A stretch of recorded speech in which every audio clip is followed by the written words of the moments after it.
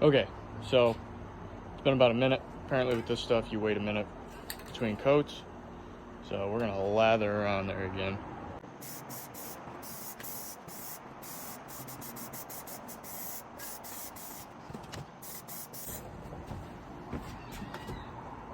What was that? I'm not sure if that was a child or a cat.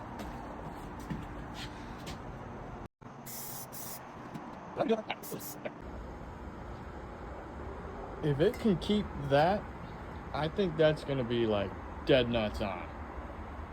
The question is, will it hold that shine? Not terrible. Not good, but not terrible. Also, I got a cookie.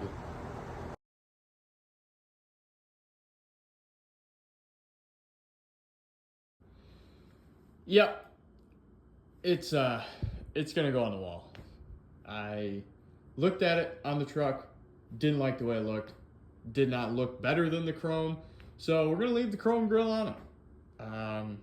It was a good learning experience, and by that I mean it sucked, and it was kind of an expensive learning experience, but all in all, it looks all right.